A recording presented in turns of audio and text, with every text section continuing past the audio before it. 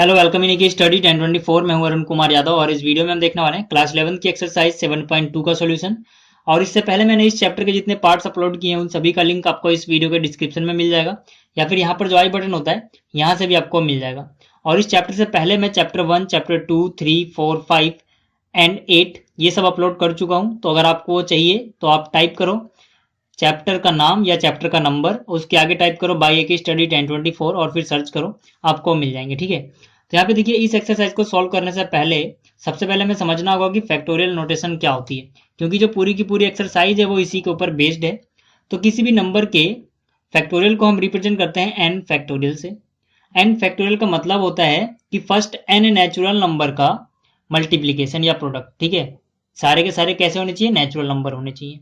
तो मतलब क्या है कि हम 1 से शुरू करेंगे और सारे नेचुरल नंबर को मल्टीप्लाई करते रहेंगे जब तक हम उस नंबर तक ना पहुंच जाएं जिसका हम फैक्टोरियल निकाल रहे हैं। जैसे n का फैक्टोरियल निकाल रहे हैं तो 1 से शुरू करेंगे और कहां तक जाएंगे मल्टीप्लाई करते हुए? n तक। या फिर अब इसका उल्टा कर लो, आप n से शुरू करो और एक एक कम करते जाओ, n-1 इंटू में n-2 ऐसे करते हुए लास्ट में क्या आएगा? 3 इंटू 2 इंटू 1। ये दोनों एक ही बात है।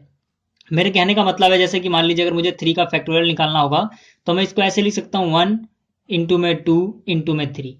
मतलब कि 3 फैक्टोरियल निकालना था तो पहले 3 नेचुरल नंबर का प्रोडक्ट निकाल लिया मैंने। इसको मैं ऐसे भी लिख सकता हूँ कि 3 को मैं पहले लिख दूं, फिर 2 लिखूं और फिर 1 को बाद में लिखूं, दोनों एक ही बात है। ठीक है, इसी तरह से अगर मुझे 4 का फैक्टोरियल निकालना है तो मैं इसको क्या लिखूंगा? 4 इंटू में 3 इंटू में 2 इंटू में 1। ठीक है, इसको आप चाहो तो 1 इंटू 2 इंटू 3 इंटू 4 भी लिख सकते हो, बट मैं इस फॉर्म में ही लिखूंगा। ठीक है, बाकी दोनों बात सेम है। इसी तरह से मान लीजिए अगर 5 फैक्टोरियल निकालना हो मुझे तो मैं क्या लिखूंगा? 5 इंटू में 4 इंटू में 3 इंटू में 2 इंटू में 1।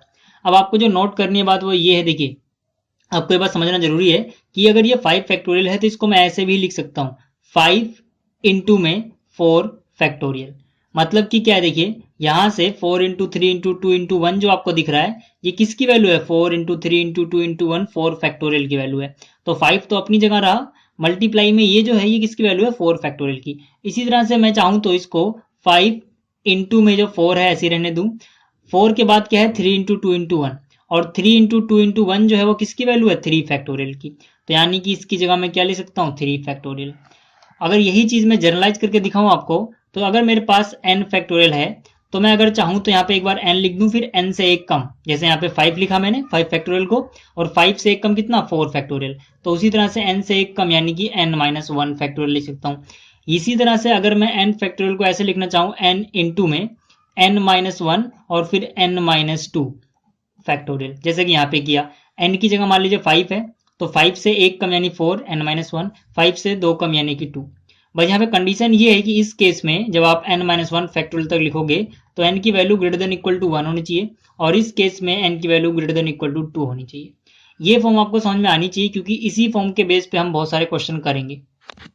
इसके अलावा आपको कुछ और बातें याद रखनी होगी कि जो 0 का फैक्टोरियल होता है इसकी वैल्यू 1 मानी गई है। ठीक है, तो आपको जब भी 0 फैक्टोरियल कहीं नजर आएगा तो आपको उसकी वैल्यू 1 रखनी है।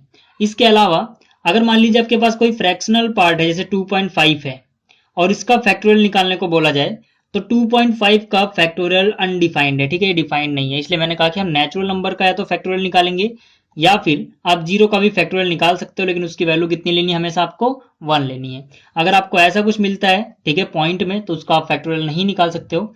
इसी तरह से मान लीजिए अगर माइनस में मिल जाता है, -5 का फैक्टोरियल पूछ लिया जाए आपसे, तो ये भी अनडिफाइंड है। ठीक है, क्योंकि नेचुरल नंबर में -5 तो नहीं आता है ना, इसीलिए।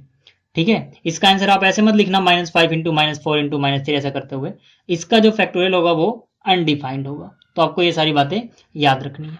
ठीक है, एक और बात देखिए, -5 फैक्टोरियल तो अनडिफाइंड है, लेकिन 5 फैक्टोरियल पहले निकाल लिया जाए फिर उसका माइनस लिया जाए तो ये डिफाइंड है। ठीक है, इन दोनों में डिफरेंस है। यहाँ पे -5 का फैक्टोरियल निकाला जा रहा है, यहाँ पे पहले 5 का फैक्टोरियल निकाला जा रहा है उसके बाद उसका नेगेटिव लिया जा रहा है। तो ऐसा हम कर सकते हैं लेकिन ऐसा नहीं कर सकते हैं। ठीक है, तो ये दोनों बातें आप मत करना कभी। तो उम्मीद है आपको एक कॉन्सेप्ट समझ में आ गया होगा। आप शुरू करते हैं अपनी एक्सरसाइज। ठीक है, अब देखिए जिसका क्वेश्चन 1 है इसमें हमें 8 फैक्टोरियल की वैल्यू निकालनी है। तो डेफिनेशन के हिसाब से इसकी वैल्यू क्या आएगी? 8 इंटू में 7 इंटू में 6 इंटू में 5 इंटू में 4 इंटू में 3 इंटू में 2 इंटू में 1। और जब आप इन सबको मल्टीप्लाई करोगे तो आपको आंसर मिलेगा 40320। ठीक है, मैं मल्टीप्लाई करके नहीं दिखा रहा, आप मल्टीप्लाई कर लोगे। अब देखते हैं इसका दूसरा पार्ट क्या है। ये इसका पहला पार्ट था पहले क्वेश्चन का। देखिए इसका दूसरा पार्ट है 4 फैक्टोरियल माइनस 3 फैक्टोरियल। तो इसको आप ऐसे मत लिखना 4 माइनस 3 1 हो गया तो 1 फैक्टोरियल आएगा, ऐसे रूल इसमें नहीं लगते हैं, ठीक है। देखिए आप ऐसा कर सकते हो कि 4 फैक्टोरियल की वैल्यू निकाल लो, 3 फैक्टोरियल की वैल्यू निकाल लो, फिर उनको माइनस कर दो, या फिर आप ऐसे भी लिख सकते हो। देखिए 4 फैक्टोरियल को मैं क्या लिख सकता हूँ, 4 इंटू में 3 फैक्टोरियल, जैसे कि मैंने आपको अभी पीछे बताया था 5 फैक्टोरियल को मैंने 5 इंटू में 4 फैक्टोरियल लिखा था। उसी तरह से अगर मैं चाहूँ तो 4 फैक्टोरियल को लिख सकता हूँ 4 इंटू में 3 फैक्टोरियल, माइनस में कितना है मेरे पास 3 फैक्टोरियल। इससे फायदा क्या होगा, 3 फैक्टोरियल कॉमन आ जाएगा, कैलकुलेशन जल्दी हो जाएगी, ठीक है। तो यहाँ पे मैं क्या करूंगा, 3 फैक्टोरियल कॉमन लूंगा, अंदर यहाँ पे क्या बचेगा, देखिए इसमें से 3 फैक्टोरियल जो है कॉमन आ गया तो यहाँ 4 बचा होगा, माइनस 3 फैक्टोरियल कॉमन आया तो 1 बचा होगा। अब 3 फैक्टोरियल को मैं क्या लिख सकता हूँ, इसको लिख सकता हूँ 3 इंटू में 2 इंटू में 1। ये किसकी वैल्यू आई है, 3 फैक्टोरियल की, और मल्टीप्लाई में या ब्रैकेट में क्या बचा हुआ है 4 माइनस 1 यानी कि 3, ठीक है। तो आप जानते हो कि इसके और ब्रैकेट के बीच में क्या होता है, मल्टीप्लाई होता है, तो इन सबको आप मल्टीप्लाई कर लोगे, 3 2 जा 6, 1 जा 6, 3 जा 18, तो जो इसका आंसर आएगा वो 18 आएगा। तो ये था क्वेश्चन नंबर 1। अब बात करते हैं क्वेश्चन नंबर 2 की। अब देखिए क्वेश्चन नंबर 2 में हमसे बोला गया कि क्या 3 फैक्टोरियल प्लस 4 फैक्टोरियल 7 फैक्टोरियल के बराबर होता है या नहीं, ठीक है। तो हम इसको कैसे करेंगे, LHS सॉल्व कर लेंगे, RHS सॉल्व कर लेंगे, ठीक है। अगर दोनों तरफ बराबर आया तो है, नहीं आया तो नहीं है। तो इसको आप सॉल्व करोगे तो क्या लिख सकते हो, चाहे तो आप कॉमन लेके करो जैसे कि पिछला वाला किया था, या फिर आप सीधा वैल्यू निकाल लो। 3 फैक्टोरियल की हो गई 3 इंटू 2 इंटू 1, प्लस में 4 फैक्टोरियल की 4 इंटू में 3 इंटू में 2 इंटू में 1, 3 2 जा 6, 1 जा 6 हो गया, प्लस 4 3 जा 12, 2 जा 24, इनको आप जोड़ोगे तो कितना आ जाएगा 30, मतलब जो LHS है उसकी वैल्यू 30 आ गई। इसी तरह से RHS की वैल्यू अगर हम निकालें तो इसका आंसर आएगा 7 इंटू 6 इंटू में 5 इंटू में 4 इंटू में 3 इंटू में 2 इंटू में 1, और जब आप इन सबको मल्टीप्लाई करोगे तो आंसर आ जाएगा 5040, ठीक है। तो आप यहाँ पे देख सकते हो LHS जो है वो RHS के बराबर नहीं है, LHS जो है वो बराबर नहीं है RHS के। इसका मतलब है कि जो 3 फैक्टोरियल है प्लस में 4 फैक्टोरियल है वो बराबर नहीं होता है 7 फैक्टोरियल के, ठीक है। अब देखते हैं क्वेश्चन नंबर 3 क्या है हमारे पास। अब देखिए क्वेश्चन नंबर 3 में हमें इसकी वैल्यू कंप्यूट करनी है। तो हम इसको कैसे करते हैं, ऐसे क्वेश्चंस में आप बड़ा नंबर खोल लेते हो, ठीक है। जैसे कि यहाँ पे 8 है और यहाँ पे 6 और 2 है, तो बड़ा कौन है 8, तो आप 8 को लिखो 8 इंटू में 7 इंटू में 6 पे रुक जाओ, इसको आप लिख दो 6 फैक्टोरियल, क्योंकि हमारे पास 6 फैक्टोरियल नीचे है तो वो कट ही जाएगा, ठीक है, इसलिए मैं यहाँ पे रुक गया। तो यहाँ पे आ गया 6 फैक्टोरियल इंटू में कितना है 2 फैक्टोरियल, 2 फैक्टोरियल की वैल्यू कितनी होगी 2 इंटू 1, तो यहाँ से 6 फैक्टोरियल से 6 फैक्टोरियल कट गया, 2 1 जा 2, 2 4 जा कितना होगा 8, यहाँ पे क्या बचा 4 इंटू में 7 यानी कि 28, 4 7 जा 28। तो ये था क्वेश्चन नंबर 3। अब बात करते हैं क्वेश्चन नंबर 4 की।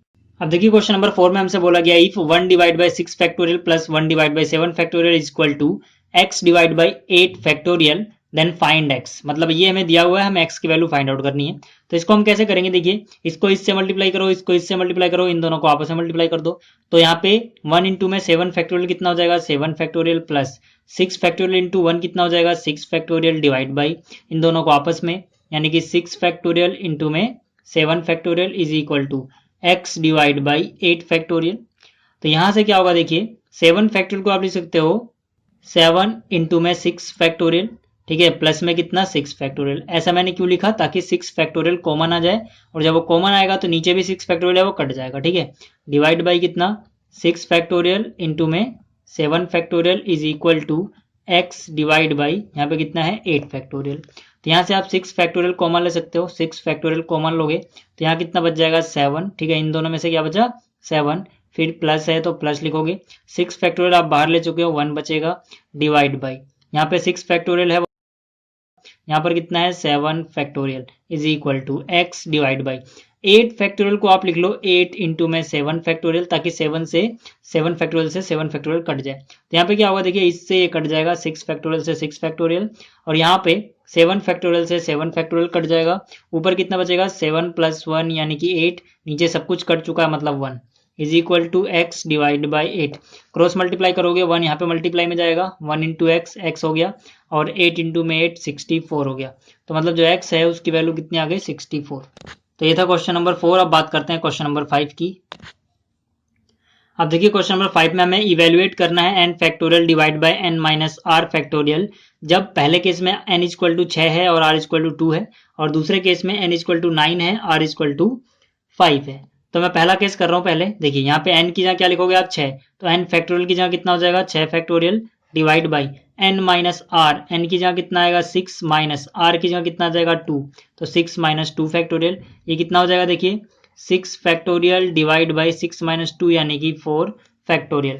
6 फैक्टोरियल को आप लिख सकते हो 6 इंटू में 5 इंटू में 4 पे आप रुक जाओगे क्योंकि 4 नीचे है, ठीक है, तो यहाँ पे 4 फैक्टोरियल, इससे ये कैंसिल हो गया, 6 5 जा कितना होता है 30, तो यहाँ पे कितना आ जाएगा 30, ठीक है। बिल्कुल इस पार्ट जैसा ये पार्ट है, तो ये पार्ट आप खुद कर लेना। तो इस वीडियो में इतना ही, उम्मीद है आपको क्वेश्चन समझ में आए होंगे, फैक्टोरियल का कॉन्सेप्ट समझ में आया होगा। अगर आपको ये वीडियो अच्छी लगी तो इसको लाइक करें, शेयर करें एंड इस चैनल को सब्सक्राइब करें। थैंक्स फॉर वॉचिंग, मिलते हैं फिर अगली वीडियो में, तब तक के लिए गुड बाय।